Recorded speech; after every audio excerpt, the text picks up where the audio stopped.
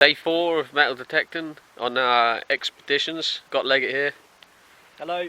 First dig, we've found a spanner straight off. Lovely and spannerish. Hello guys. I've got my first signal of the day. It's always very, very exciting, and I've given it a little swipe over with the detector, and I know that it is now out of the hole and into my cube of mud. So I'm going to find it for you. Pinpointer on, lump of mud. We know it's in here. Let's give it a little turn over. Let's have a look. Or is it? Or is it? They say. Oh, we've hit it. Oh. Ah, where are you? It's just a nail. What you got? All this from 1-0. Load of rubbish. I did have a scare a minute ago though. Look at that. Came out nice and round. Ooh. Cleaned it up a bit.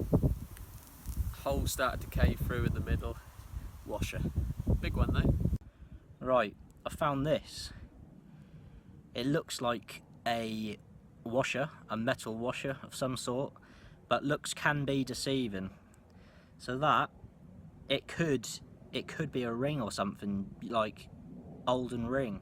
You never know. So we'll get back to you and let you know what this is. Just found this in the ground. Looks like, well, I would say it's from the Persian era. Probably a pawn or a king on a chessboard. That's what I'd say. Yeah, definitely. An ancient Persian chess piece.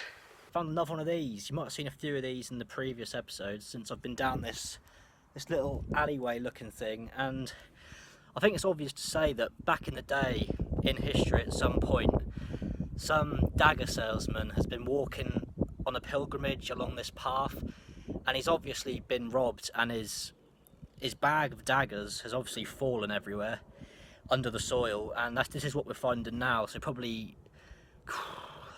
Anglo-Saxon sort of era. Plenty of daggers coming out, and these could be worth quite a bit. Right, we're coming to the end of the dig now. I can feel it starting to spit. We've got that cloud coming over, and I found this.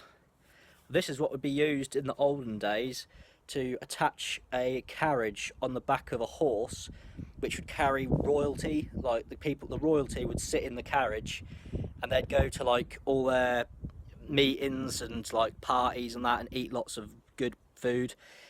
So yeah, that'll probably go on eBay for probably a few £100. Right, so we found this. Now to start off with, this might look like just some random lump of metal, but don't be deceived.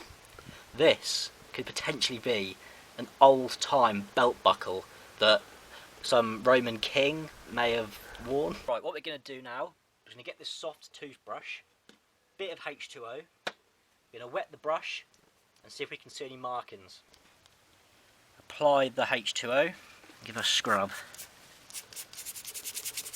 Bit more H2O maybe. Ooh. Gosh, thirsty work.